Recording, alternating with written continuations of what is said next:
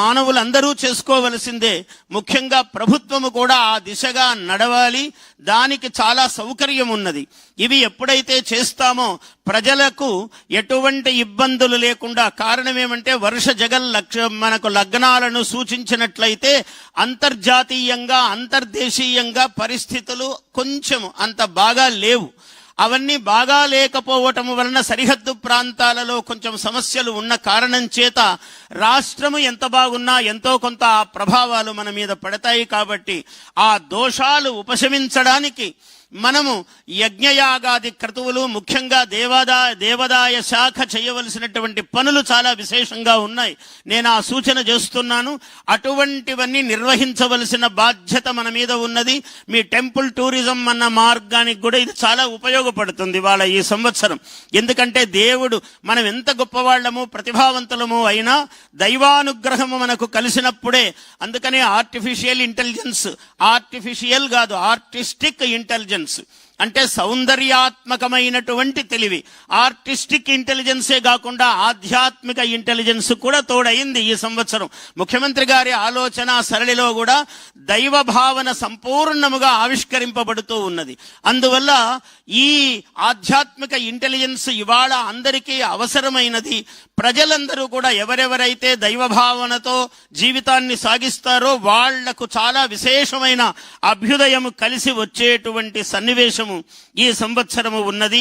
ముఖ్యంగా మనకు అమరావతి అన్నది అత్యంత రాజధానులకు ఒక విశ్వనగరము, ప్రపంచములోనే జేగీయమానమైనటువంటి నగరము కాబోతున్నది అమరావతి. అటువంటి సందర్భంలో అక్కడ లోకేశ్వరేశ్వరుడైనటువంటి అమరేశ్వరుడు అంటే సాక్షాత్తు దేవేంద్రుడు ఆయన పాదపద్మాల దగ్గర కూర్చుని పూజించాడు. అటువంటి అమరేశ్వరుడికి విశేషమైనటువంటి సేవ, ఆ యజ్ఞయాగాది క్రతువులు ఆయనకు జరిగినప్పుడు సంపూర్ణముగా ఈ నగరము దైవీకళ సంతరించుకుంటుంది అని నేను సూచన చేస్తూ ఉన్నాను. ఇదంతా ఇందులో ఉన్న విషయాన్ని నేను సంక్షిప్తంగా చెప్తూ ఉన్నాను.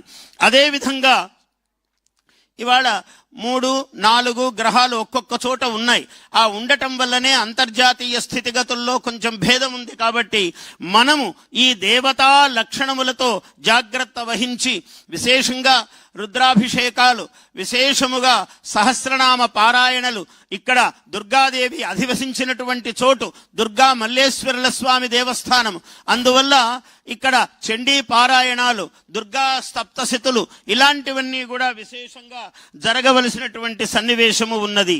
అయితే నేను సూక్ష్మంగా రాసులు ఎన్ని చెప్పినా కూడా మనము రాసుల యొక్క విశేషాలు ఎలా ఉన్నాయని అందరూ అనుకుంటారు. కాబట్టి నేను సంక్షేపంగా రాసుల గురించి చెప్తూ ఉన్నాను. ఈ సంవత్సరము దాదాపు 6-7 రాసులకు చాలా విశేషమైన యోగము ఉన్నది. మేషము చాలా యోగం ఉన్నది, మేషరాశి. అలాగే కర్కాటక రాశి చాలా బాగా ఉన్నది. అలాగే తులారాశి చాలా అద్భుతంగా ఉన్నది.